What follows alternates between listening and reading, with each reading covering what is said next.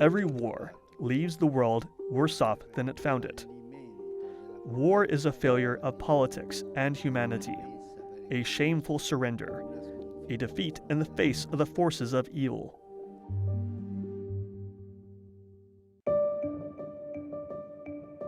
Can a pope stop a war?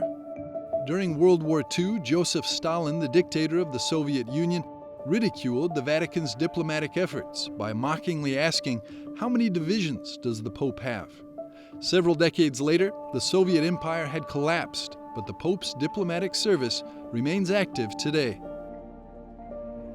Well, the popes have been calling for peace on an international platform since at least the beginning of the 20th century. Pope Benedict XV tried and failed to bring a negotiated end to the First World War. Half a century later, Pope St. Paul VI went to the United Nations and famously called for no more war. And his successors have followed suit. Pope Francis's diplomacy extends beyond his weekly calls for peace from St. Peter's Square during general audiences. Dobbiamo fare tutti gli sforzi per trattare, per negoziare. In 2024, the pontiff attended the G7 summit in Italy, where he advocated for a new ethical code to address the challenges posed by artificial intelligence.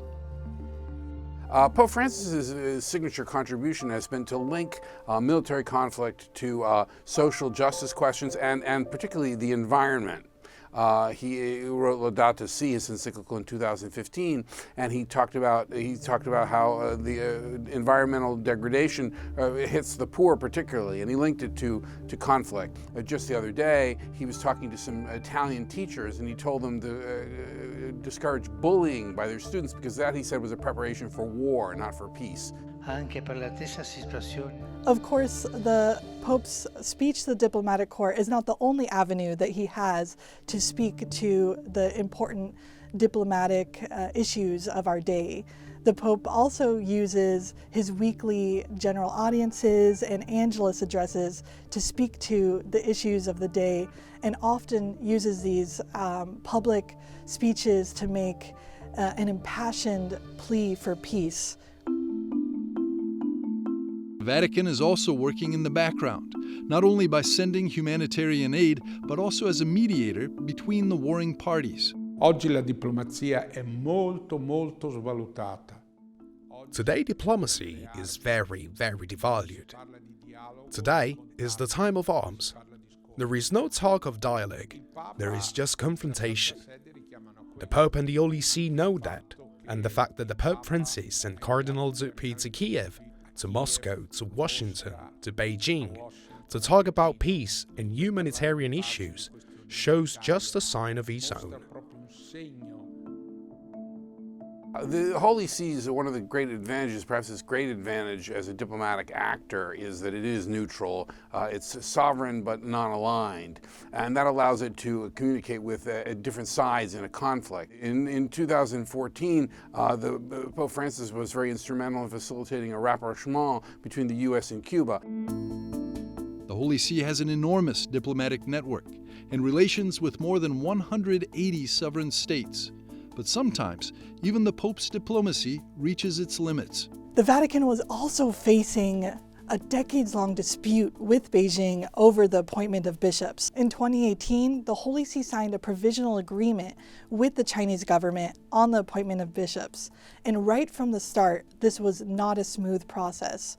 Almost immediately after this agreement was signed, there were reports of increased persecution of the underground Catholic community in China. And in 2022, the Vatican revealed that Beijing had violated the terms of its agreement with the Holy See. Pope Francis's diplomatic style is an extension of his leadership style, and so we might call it approachable, spontaneous, informal, very personal. He can be very blunt, as when he talks about investigating Israel for terrorism in Gaza. But he can also be capable of being silent when he thinks it's necessary. For example, he's refrained from criticizing China for human rights violations, presumably because he wants to pursue this rapprochement with China. But to this day, the Pope is the preeminent religious figure in the world, and he still has global moral authority. Il Papa non smetterà fino all'ultimo. The Pope will not stop until his last breath. He will keep talking about peace. The risk is that we get used to war. And in this sense, it seems to me that Pope's voice on peace is a bit like the rooster crowing and awakening Peter. The humanity has become like Peter, become a slave to violence, accustomed to violence. Abituata alla violenza. Penso a quanto sia urgente. But Pope Francis is convinced that even the best diplomacy alone will not save the world. It needs more, namely, the help of God. Chiediamo allora al Signore.